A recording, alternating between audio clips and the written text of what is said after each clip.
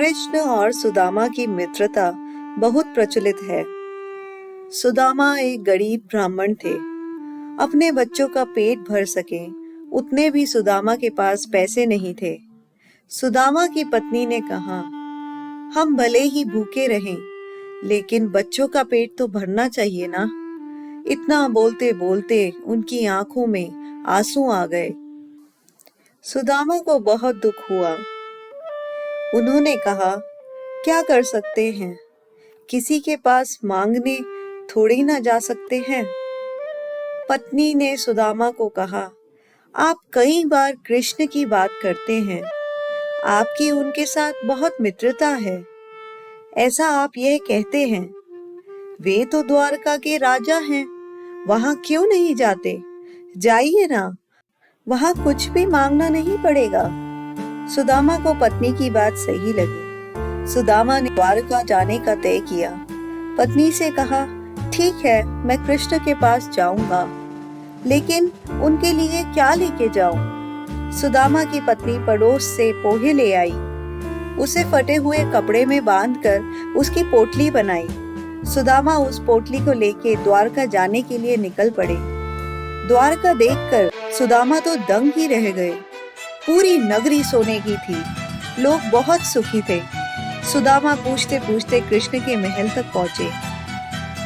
दरबान ने साधु जैसे लगने वाले सुदामा से पूछा, यहाँ क्या काम है? सुदामा ने जवाब दिया, मुझे कृष्ण से मिलना है, वह मेरा मित्र है। अंदर जाके कहिए कि सुदामा आपसे मिलने आया है। दरबान को सुदामा के वस्त्र देखकर हंसी आ गई। उसने जाकर कृष्ण को बताया। सुदामा का नाम सुनते ही श्री कृष्ण खड़े हो गए और सुदामा से मिलने दौड़े चले आए। सभी आश्चर्य से देख रहे थे, कहाँ राजा और कहाँ ये साधु। कृष्ण सुदामा को महल में ले आए और वहां वह अपने बचपन को याद करते हुए दोनों हंसी ठिठोले करते रहे। सुदामा कृष्ण की समृद्धि देखकर शर्मा गए। सुदामा पोहे की पोटली छुपाने लगे, लेकिन कृष्ण ने खींच ली। कृष्ण ने उसमें से पोहे निकाले और खाते हुए बोले, ऐसा अमृत जैसा स्वाद मुझे और किसी में नहीं मिला। बाद में दोनों खाना खाने बैठे। सोने की थाली में अच्छा भोजन परोसा गया। सुदामा का दिल भर आया। उन्हें याद आया कि घर पर बच्चों को पूरा पेट भर खाना भी नहीं मिलता है। सुदामा वहां 2 दिन रहे। वे कृष्ण के पास कुछ मांग नहीं सके। तीसरे दिन वापस घर जाने के लिए निकले। कृष्ण सुदामा के गले लगे और थोड़ी दूर तक छोड़ने गए। घर जाते हुए सुदामा को विचार आया, घर पर पत्नी पूछेगी कि क्या लाए तो क्या जवाब दूंगा। सुदामा घर पहुंचे, वहां उन्हें अपनी झोपड़ी नजर ही नहीं आई। उतने में ही एक सुंदर घर में से उनकी पत्नी बाहर आई। उसने सुंदर कपड़े पहने थे।